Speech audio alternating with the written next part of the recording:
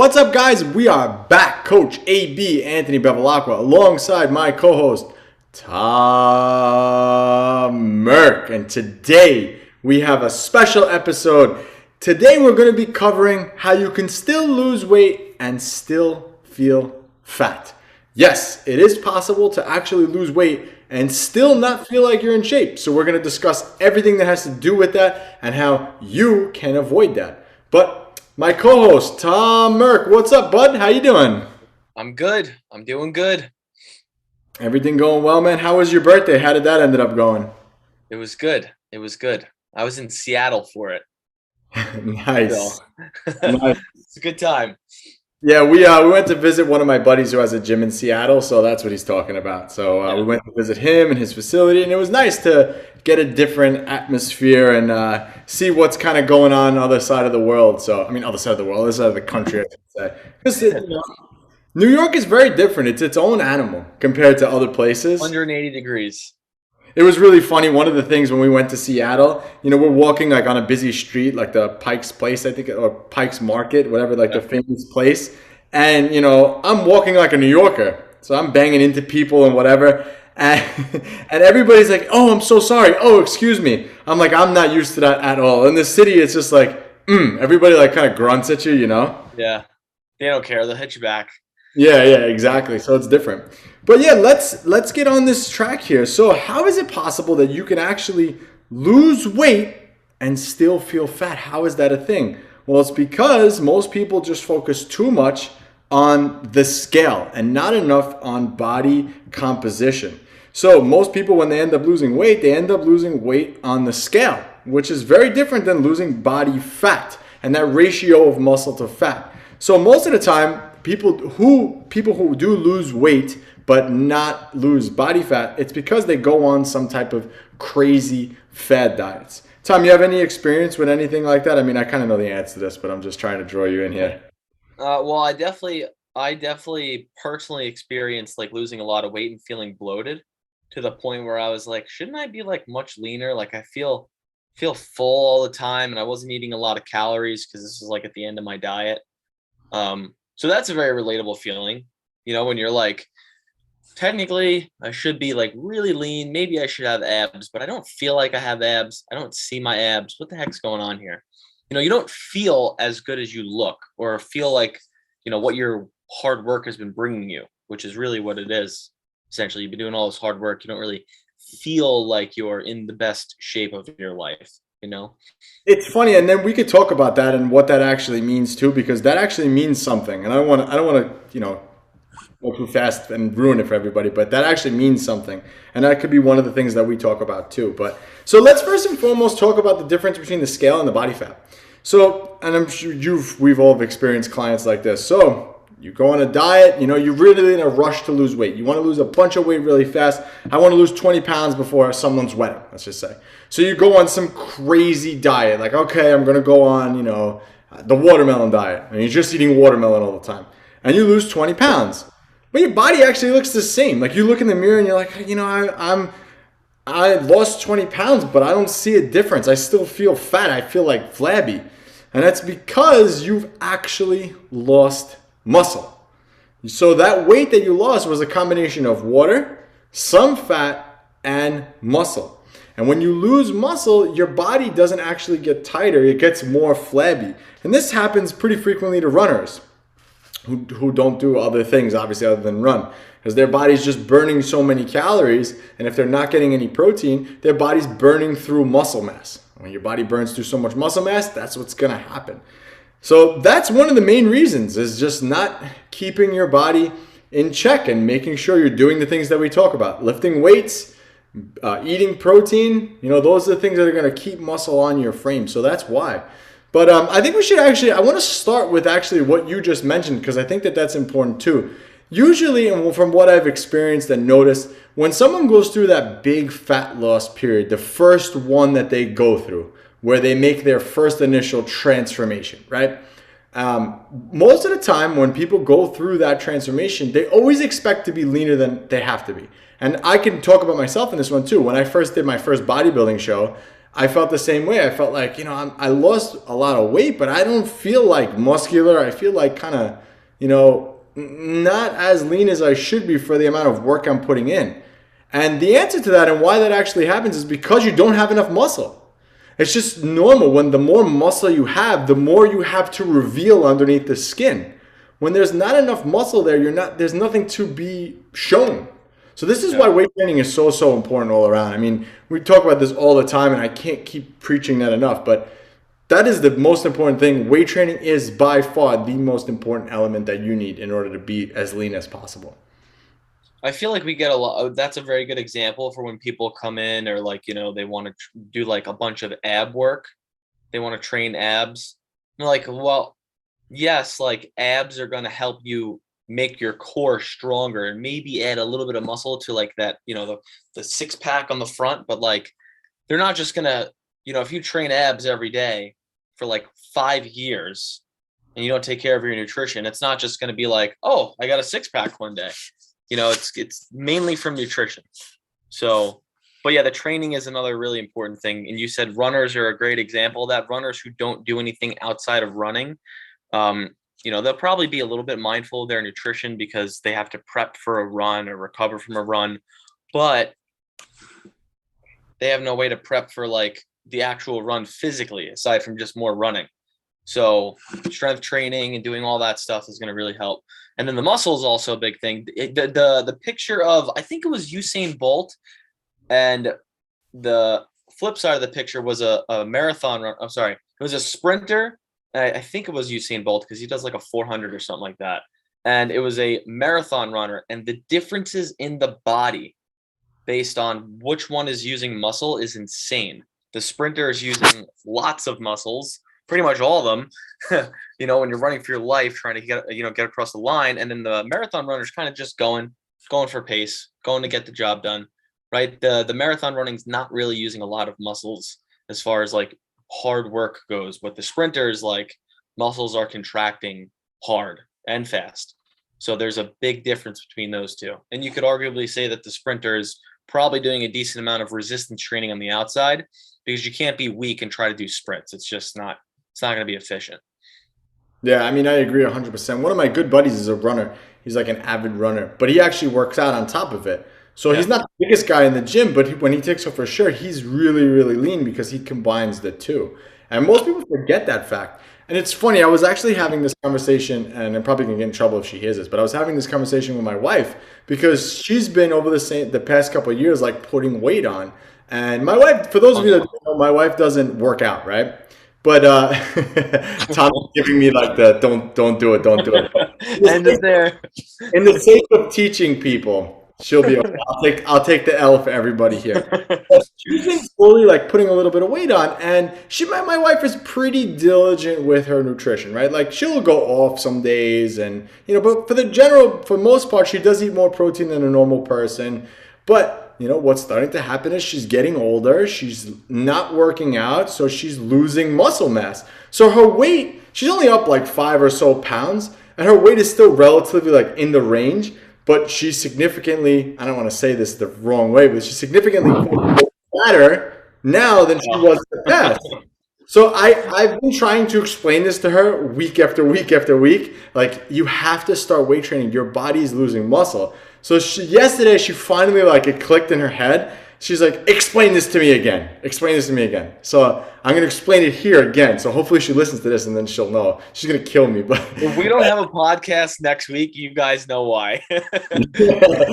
So anyway, so the way this works, and I'll use numbers. And again, I hate using numbers. I should have actually written this out so it was a little neater.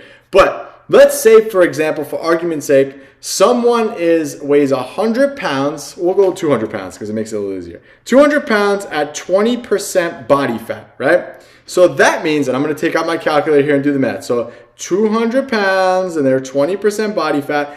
Roughly, again, just quick math, they have about 40 pounds, okay, of pure fat on their frame. So now they go on the watermelon diet and they go to 150. They lose 50 pounds, right? But now let's say when they check their body fat, they're about 18%. 150, 18%, 20. Whoop, hold on, I think I did that wrong. 150 times 8, 27 pounds of fat. So, bottom line, right? Hold on. 200 minus 40, 160. Hold on, I got to do some math here because I'm trying to figure this out and do this at the same time. And then 150 minus 27, 123. Okay, perfect. So, this person dropped. Okay, so this person went from 200 pounds at 20% body fat to 150 at 18% body fat. Again, hypothetical numbers, right? Which is possible, and I've seen this happen, right? So they went from having 160 pounds of muscle at 200 pounds to 123 pounds of muscle in the after. So they lost close to 40 pounds of muscle in that weight that was actually lost. So what happens when you do that? Now you look in the mirror, you're a skinny version of your fat self. That's what happens. So now you're 150 at 18% body fat, 123 pounds of muscle. Now if you continue to diet and continue to on that path, you'll continue to lose more and more muscle. So right now you have a slower metabolism than when you were 200 pounds. So most people just focus on the scale, but it's not the scale that's the problem. It's the body fat and losing that layer between the skin and the muscles. And that takes not easy thing to lose. If you click the link in the description, we can help you with that. But that's a great example, and this is what I explained to my wife yesterday, and she got it because now it made sense. Because when you see the numbers, you're like, wow, yeah, they lost 40 pounds of muscle. Their metabolic rate slowed down about 400 or so calories every day.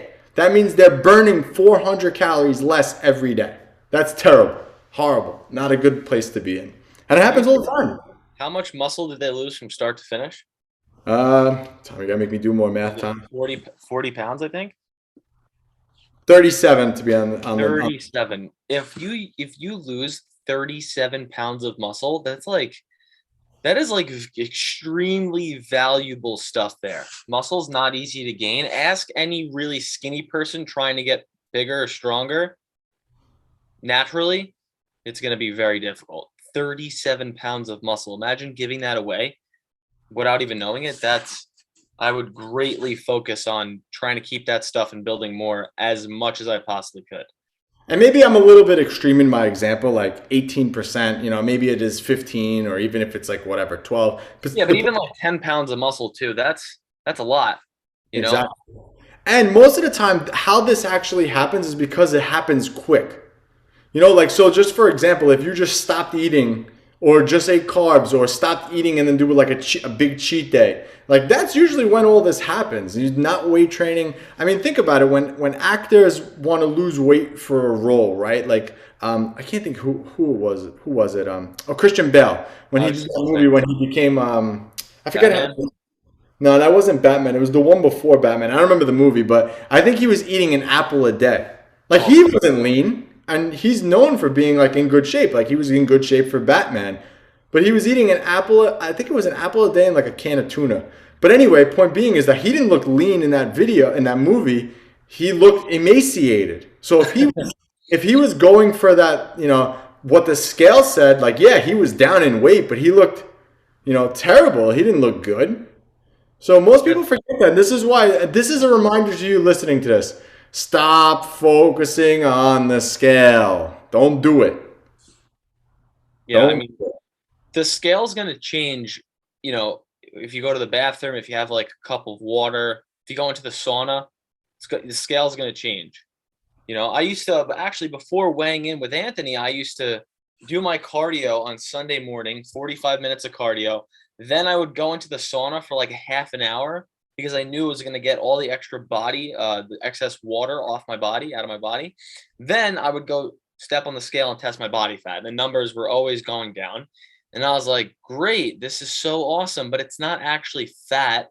So it tricked me into thinking what it was. And, scale's a literal data point. It's just going to show you what has been going on in the last week or so regarding your nutrition, your activity, maybe your sweat, maybe your bathroom schedule, maybe your sleep schedule, maybe your training.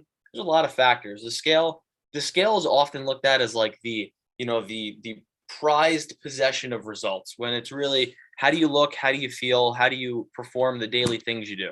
Those are three much more important things compared to the scale. I agree 100%.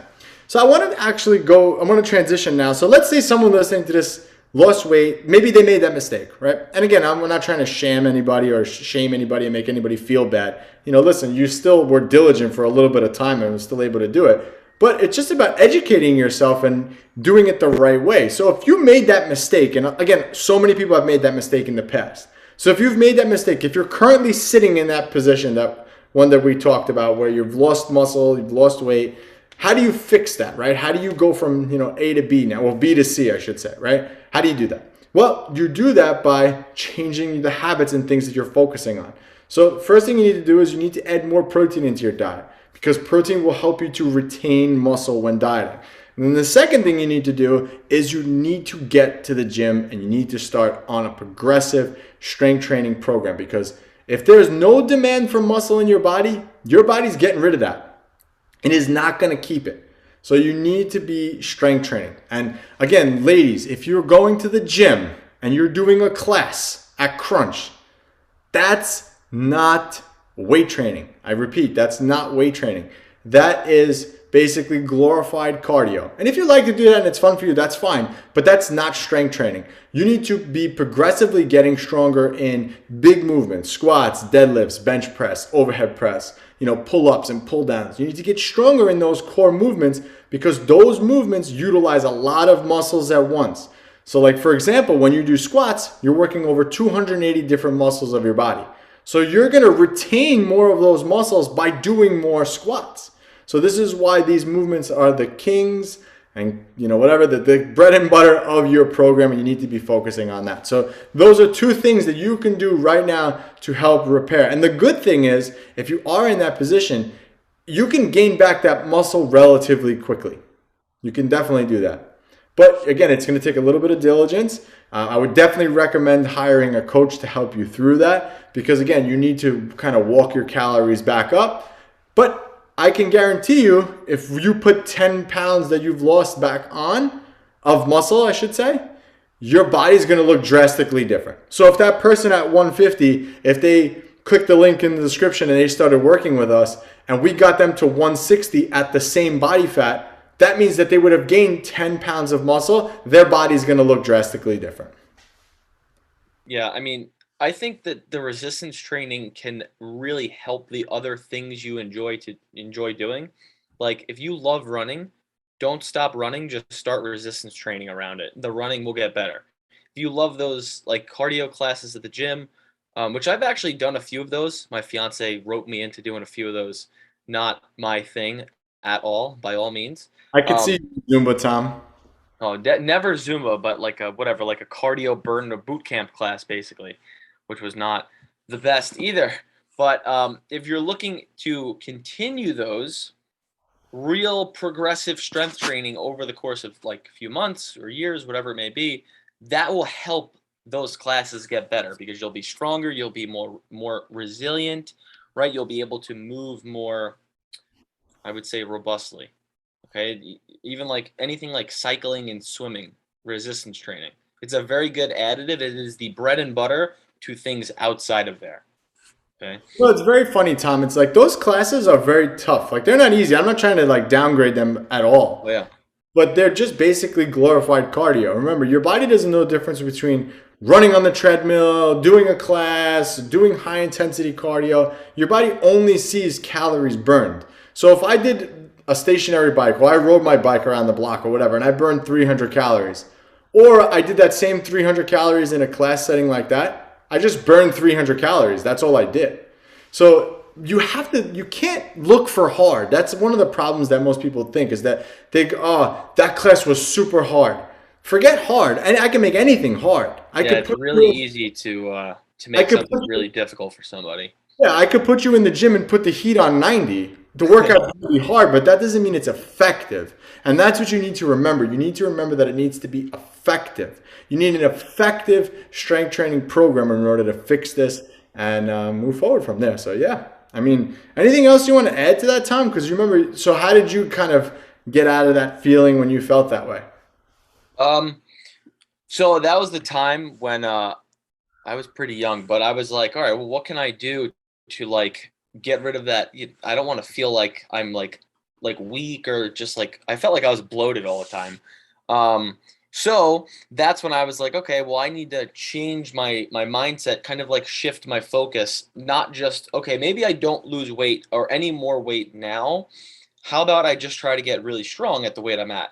So I think I was at down to like 190-ish pounds, which was like at the very end of my diet. So that was when I was like almost 300 pounds from the start down to about 190-ish.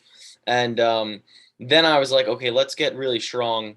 I got into like powerlifting style training, which I didn't really love, but it definitely helped me because it made me focus on, all right, every week you can do a little bit more weight. And I will say one thing as somebody who really loves training, I'm very grateful to have found something that I curiously and passionately enjoy as much as training. Really good training is repeatable and it's progressive. So that means you could do it every day, maybe not every day, sorry, every week, and you could progress every session or so from that first initial one. Really good training is progressive and repeatable. And that's what breeds results, basically. Yeah, Pretty much couldn't it. agree more. And I'll give you a little fun fact, and I want to kind of tell you why you kind of felt like that too, because you never actually asked me about that. But what happens typically when you diet for an extended period of time, most of the time it's normal to feel bloated like that. Well, I'm talking about when you diet correctly, not when you diet incorrectly. But when you diet correctly and you've lost a bunch of weight and you just feel kind of bloated, it's a horrible feeling because you're like, I'm lean, but I don't feel like lean. Yeah, I can't show my results. That's what it Right. was. And then what typically it happens for two reasons. So one, your muscles obviously get flatter because when you diet, your body uses carbohydrate energy. Carbohydrates are stored in your liver and in your muscles. So obviously, if your calories are lower, you're not going to have as much to keep the muscles fuller. So that's one.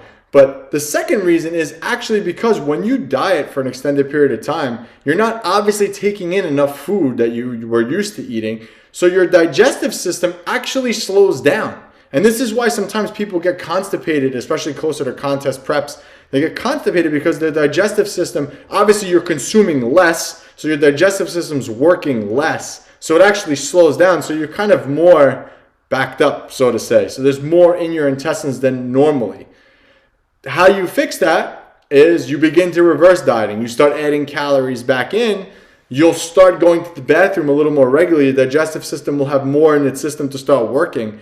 And it's always within that first couple of weeks of reverse dieting that you feel the best. Your muscles always get a little more full and more turgor to them.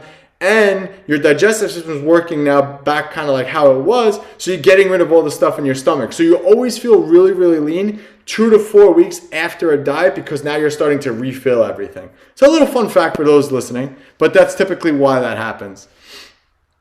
We should do a podcast on reverse dieting too. Yeah, reverse dieting is tough. The problem is most people don't actually diet first. Yeah. You have to be consistent. So when we define diet, it means being in a calorie deficit for X amount of days in a row, not being in a calorie deficit for 5 days and then going off for two. Being in a calorie deficit for weeks upon weeks upon weeks. That's actually considered diet. So after that, then yes. But yes, reverse dieting is really, really powerful. It's so funny. We deal with general population in our gym, and we start some clients reverse dieting, and they're actually eating more food than they've ever eaten before, and they actually get faster results doing that. And they're like, it's so funny because they get mind blown. Like, I don't understand. I'm eating so much and I'm losing weight, and it's because you're fueling your body again, and you're giving your body that reset. And we see this happen a lot with women who jump from diet to diet to diet to diet because they never give themselves time to break in between. So, little fun fact. Yeah, I'm a very big fan of reverse dieting when done properly. Yeah, for sure. It definitely has diminishing returns. Like you can't continuously reverse diet. It Oh no, only there's a point. Yeah, it There's only a works point. up until a certain point, and then you just gotta go right into a muscle gain phase from there.